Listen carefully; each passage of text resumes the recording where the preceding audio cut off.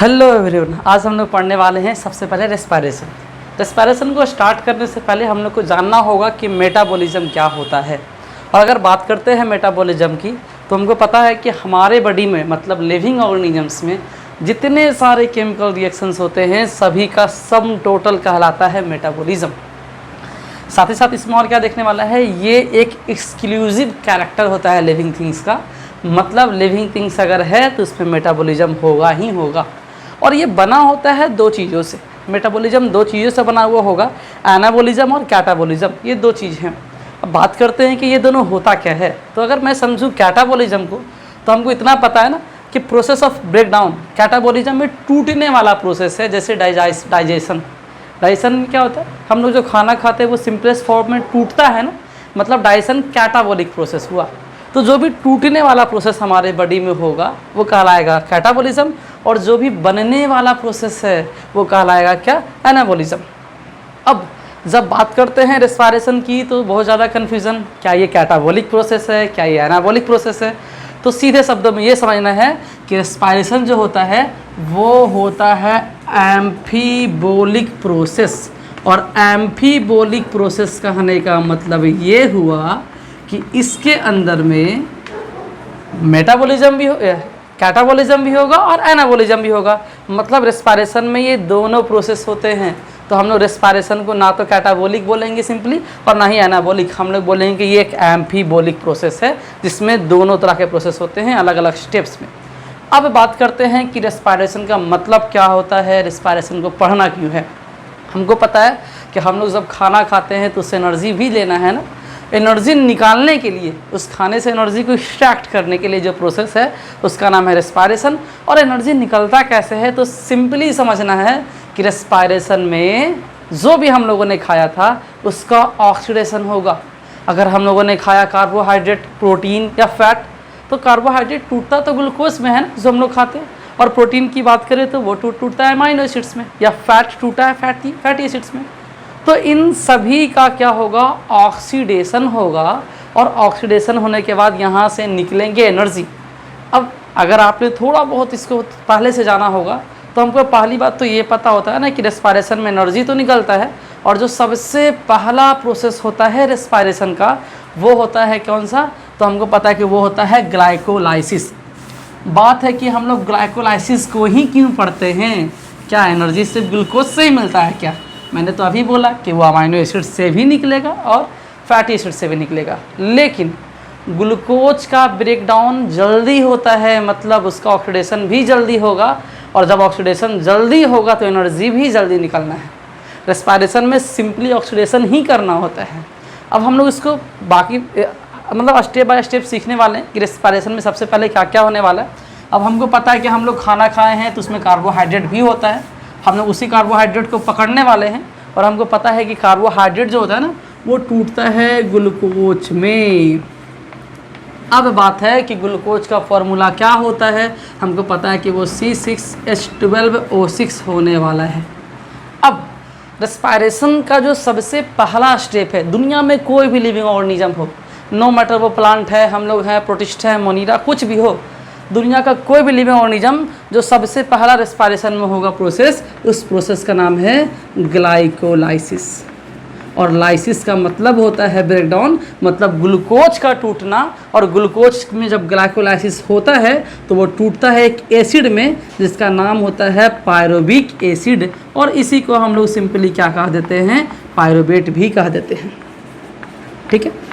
अब बात है कि ग्लाइकोलाइसिस में ग्लूकोज टूट कर बनता है पायरुविक एसिड, और पायरुवेट या पायरुविक एसिड 3 कार्बन का कंपाउंड है, 3 कार्बन कंपाउंड। इसका मतलब क्या हुआ, केमिस्ट्री में थोड़ा बहुत तो पढ़े थे ना कि law of conservation of mass, जितना रिएक्टेंट में होना चाहिए उतना प्रोडक्ट में, ये 6 कार्बन का है और ये 3 कार्बन का।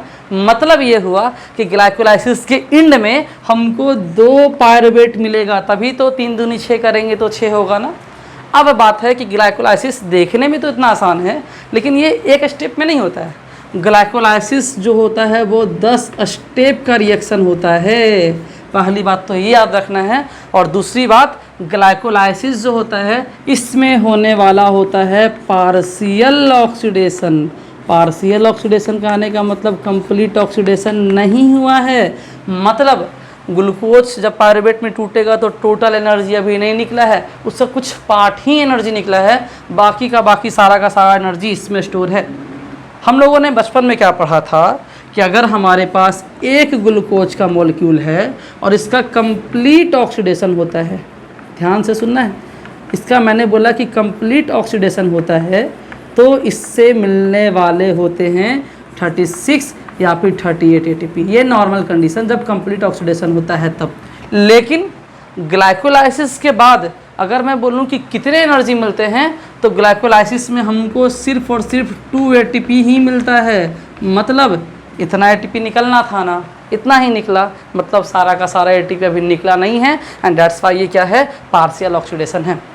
मैंने बोला कि दुनिया का कोई भी लिविंग ऑर्गेनिज्म उसमें ग्लाइकोलाइसिस होना ही होना है। और इतने देर से मैंने एक बार भी ऑक्सीजन का जिक्र नहीं किया, मतलब ये हुआ ना कि ग्लाइकोलाइसिस में ऑक्सीजन की आवश्यकता नहीं होती है। And that's why it is also known as common pathway. चाहे लिविंग ऑर्गेनिज्म एरोबिक हो या एनोरेबिक, ऑक्सीजन उसको मिले ना मिले कोई मैटर नहीं करता है, क्योंकि उसमें तो ग्लाइकोलाइसिस होना ही होना है। ग्लाइकोलाइसिस में ऑक्सीजन की ज़रूरत नहीं होती है। इसका मतलब ये हुआ कि ग्लाइकोलाइसिस जो होगा वो क्या होने वाला है, तो हमने बोला कि ये कॉमन पाथवे होगा। मतलब दुनिया का कोई भी लिविंग ऑर्गेनिज्म उसमें ये तो होने ही वाला है। और ग्लूकोज टूटकर उसमें क्या मिलने वाला है, पायरुवेट मिलने वाला है, जो 3 कार्बन का कंपाउंड है। अब इसके बाद what is the fate of pyruvate, pyruvate का क्या होगा, तो हम लोग देखते हैं। हम लोगों ने पढ़ा कि माइटोकॉन्ड्रिया में एनर्जी निकलता है, तो उसमें कौन सा प्रोसेस होता होगा। अगर मैं बात करूं what is the site of glycolysis, glycolysis cell के अंदर कहाँ से होगा, तो याद रखना है कि ग्लाइकोलाइसिस सेल में साइटोप्लाज्म में होता है। मतलब साइट ऑफ ग्लाइकोलाइसिस क्या होगा, साइटोप्लाज्म होगा। याद रखना है इस बात को, ठीक है। क्या क्या सीख लिए हमने, सुना क्या सीखा, ग्लूकोज है वो टूटेगा पायरुवेट में, प्रोसेस का नाम ग्लाइकोलाइसिस, 10 स्टेप का प्रोसेस है, साइटोप्लाज्म के अंदर होने वाला है और इसके एंड में 2 एटीपी निकलता है। मैंने बोला कि ये कॉमन पाथवे भी होगा और साथ ही साथ ये पार्शियल ऑक्सीडेशन का प्रोसेस है। At the end of glycolysis हमें मिलने वाले होते हैं 2 molecules of pyruvate, pyruvate 3 carbon का, ग्लूकोज 6 कार्बन का। Law of conservation of mass, that's why मैंने यहाँ पे इसको 2 से मल्टीप्लाई किया है। अब हमको और क्या जानना था, हम लोगों ने देखा कि अगर कोई ग्लूकोज का मॉलिक्यूल है और उसका कंप्लीट ऑक्सीडेशन करेंगे तो इतना एटीपी निकलना है, लेकिन अभी तक तो निकला है सिर्फ 2 एटीपी।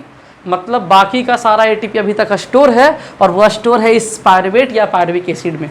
अब इसके बाद क्या होगा, तो हम लोग जानने वाले हैं कि इसके बाद क्या होता है। हमारे पास बच गया है 2 मॉलिक्यूल्स ऑफ पायरुवेट, और ये पायरुवेट है ना, इसके पास 2 रास्ता होता है।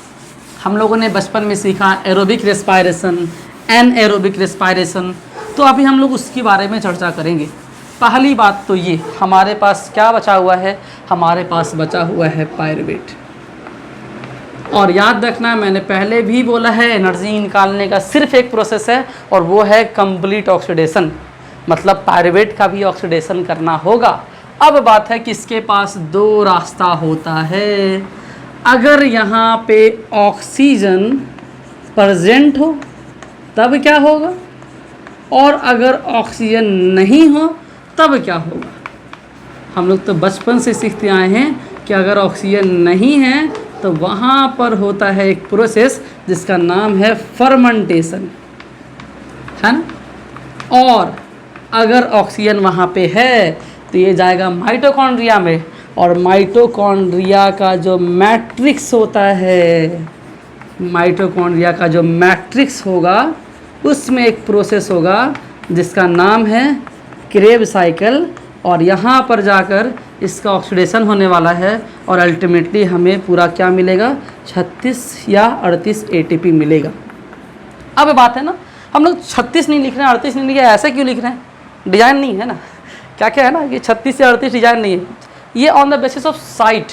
कहीं कहीं पे जब ऑक्सीडेशन होता है तो 36 एटीपी निकलता है, कहीं कहीं पे 38 निकलेगा। जैसे हमारा लीवर या मैं रेटिना के पास की बात करूँ, आइज़ में, वहाँ पे 36 एटीपी निकलते हैं जब वहाँ का सेल्स रेस्पायरेशन करता है, तो ठीक है। कहीं कहीं पे 38, एंड दैट्स वाई हम लोग ऐसा लिखते हैं। एनसीईआरटी का ये डाटा हमें याद रखना है।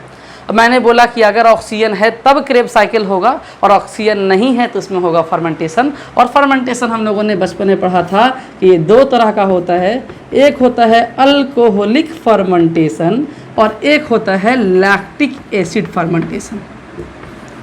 अब बात है लैक्टिक एसिड 3 कार्बन का कंपाउंड है, ये याद रखना है कि ये 3 कार्बन का कंपाउंड होने वाला है। अल्कोहल जो बनेगा वो होता है इथेनॉल, और इथेनॉल जो होता है वो होता है 2 कार्बन का। फिर से law of conservation of mass लगाएंगे। हमें तो पता है ना कि ये प्रोसेस स्टार्ट हुआ था पायरुवेट से, और ये पायरुवेट होता है 3 कार्बन का। इसका मतलब ये हुआ कि at the end of fermentation हमको भी 3 कार्बन ही चाहिए, law of conservation of mass. अगर उसमें लैक्टिक एसिड होता है तो कोई दिक्कत नहीं है, लेकिन अगर अल्कोहलिक फर्मेंटेशन हुआ तो ये तो 2 कार्बन का है। इसी कारण यहाँ पे एक और प्रोसेस होता है जिसका नाम है D carboxylation, removal of CO2। 2 carbon इधर इथेनॉल का और 1 कार्बन इधर, 3 कार्बन हो गए ना, law of conservation of mass follow हो गया ना। ये क्वेश्चन आता है एग्जाम में कि बताइए किस फर्मेंटेशन में CO2 रिलीज होता है। याद रखना है कि वो अल्कोहलिक फर्मेंटेशन है जिस समय इथेनॉल निकलता है। अब यहाँ तक तो क्लियर है। हम लोग और क्या जानने वाले हैं कि फर्मेंटेशन में रत्ती भर भी एनर्जी नहीं निकलता है। अगर किसी लिविंग ऑर्गेनिज्म में फर्मेंटेशन हुआ है उसमें 0.1% भी एनर्जी नहीं निकलेगा, तो फिर ये प्रोसेस क्यों होना है तो हम लोग देखेंगे हायर क्लासेस में। लेकिन क्या जानना है यहाँ पर, सिर्फ इतना समझते हैं कि फर्मेंटेशन में एनर्जी रिलीज नहीं होता है, मतलब मैंने यहाँ पे लिखा है no release of energy. No release of energy इसका मतलब ये हुआ कि वैसा ऑर्गेनिज्म जिसमें फर्मेंटेशन होता है उसमें कितना एटीपी निकलेगा टोटल। इसमें तो एनर्जी नहीं निकला, लेकिन पायरुवेट बनने के लिए ग्लाइकोलाइसिस हुआ था और इसमें 2 एटीपी, मतलब वैसे ऑर्गेनिजम्स जिसमें फर्मेंटेशन होता है उसमें सिर्फ और सिर्फ 2 एटीपी ही निकलता है, बाकी का एटीपी नहीं निकलने वाला है। और इसी कारण हम लोग क्या देखते हैं कि फर्मेंटेशन लोअर ऑर्गेनिजम्स में होता है, जैसे कि सैक्रोमाइसिस मतलब हमारा ईस्ट, और सम बैक्टीरियाज वहाँ पे होने वाले हैं, उनको बहुत ज़्यादा एनर्जी की आवश्यकता भी नहीं होती है। ये हमारा क्रेब्स साइकिल। बड़ा अच्छा क्वेश्चन क्या बनता है कि बताइए क्रेब्स साइकिल किस केस में होगा, एरोबिक रेस्पिरेशन में होगा। ये क्रेब क्यों नाम पड़ा, क्योंकि इसको डिस्कवर करने वाले साइंटिस्ट का नाम था क्रेब, हंस क्रेब नाम था, and that's why it is known as Krebs cycle. Krebs cycle का साइट क्या होता है, माइटोकॉन्ड्रिया का मैट्रिक्स होता है जहाँ पे क्रेब साइकिल होगा, और यहाँ पे हमको अल्टीमेटली में 36 या 38 एटीपी निकलने वाले हैं। ये था कंप्लीट रेस्पिरेशन। धन्यवाद।